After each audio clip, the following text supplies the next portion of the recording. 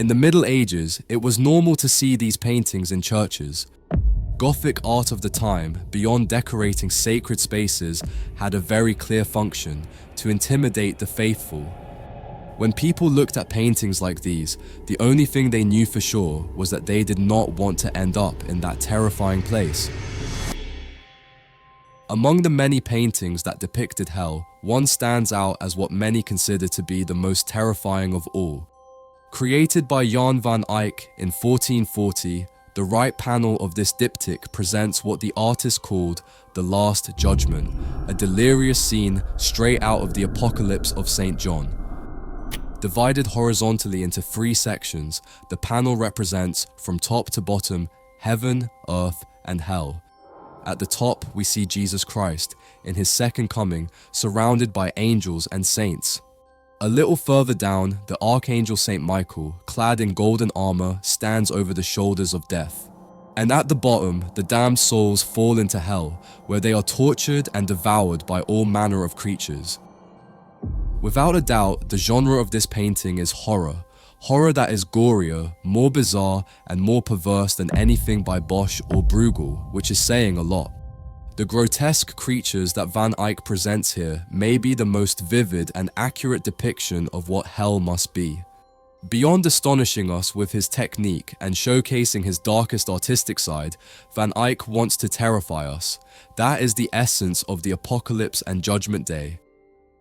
In the medieval era, art was dominated by religion, and religion had a great fascination with martyrs, punishments, and penances. But beyond depicting saints and biblical passages, artists were given specific commissions to emphasize what would happen to those who failed to pay tithes, led sinful lives, or did not follow God's commandments.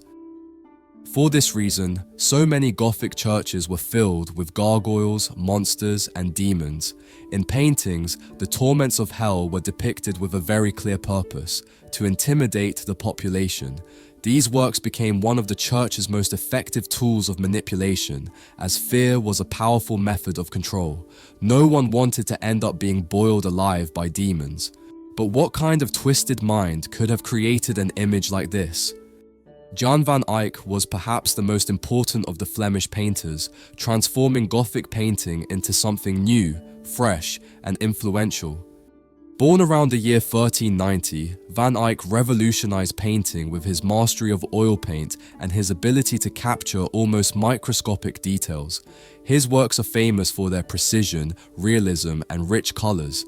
He is considered a pioneer of Flemish painting and a master in the representation of light and texture, which allowed him to imbue his scenes with unprecedented depth and intensity. Although he is best known today for his portraits and religious paintings, such as the Arnolfini portrait or the Adoration of the Mystic Lamb in The Last Judgment, he explored a much darker territory. In this work, Van Eyck not only demonstrated his astonishing technique, but also revealed his terrifying vision of the fate of sinners. The context in which he painted this work is no coincidence. Europe was shaken by the Black Death, wars, and religious uncertainty. The church held more power than ever, and faith was sustained by fear. People lived with the constant sense that the end of times could come at any moment. Van Eyck, working under the patronage of Philip the Good, created this image of a chaotic and terrifying hell at a time when the obsession with salvation and damnation was at its peak, and he did so with a structure that amplifies the impact of the message: a diptych, 2 panels that function as a complete visual warning about the fate of the human soul. Because the Last Judgment is not an isolated work, it is part of a set along with the Crucifixion, another painting that shows us the moment when Christ dies on the cross. On one side, sacrifice, on the other, consequence. The first part of the diptych is, at first glance, the more serene one, but only in comparison to the hell of the second panel. In this scene, Van Eyck reveals the brutality of the moment when Christ is crucified. Jesus hangs in the center between 2 thieves.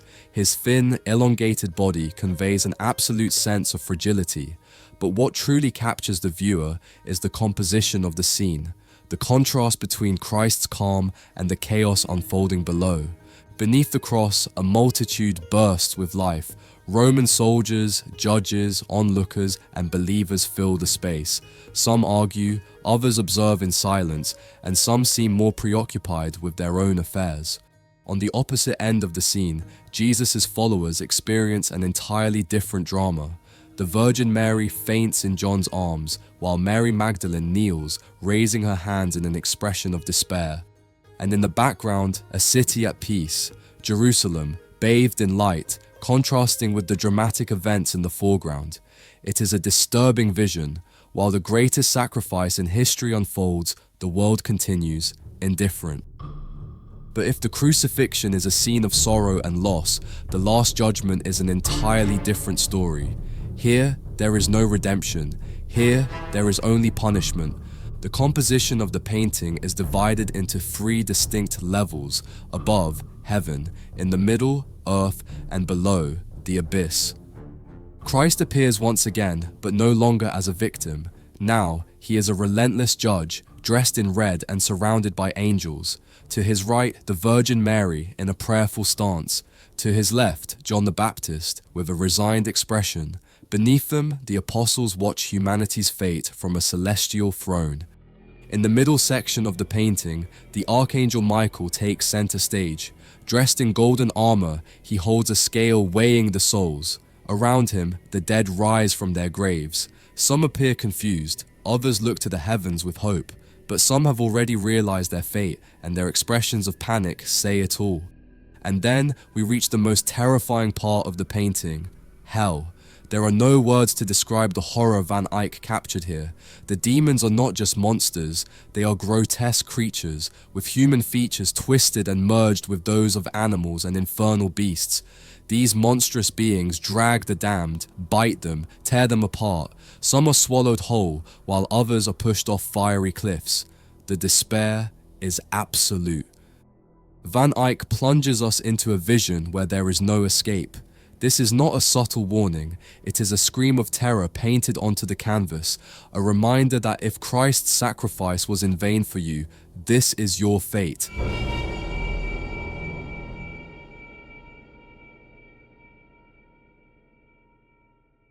Thank you for making it to the end of this video. If you're as passionate about art as I am, I invite you to visit the catalogue on our website, where you'll find a selection of historical paintings that you can own and collect for a lifetime. Shipping is completely free worldwide, and you can also find phone cases, so you can carry a masterpiece in your pocket while protecting your phone. A huge thanks to everyone who shops at the store. Your support makes it possible to keep creating videos like this. See you soon with more art content. Bye.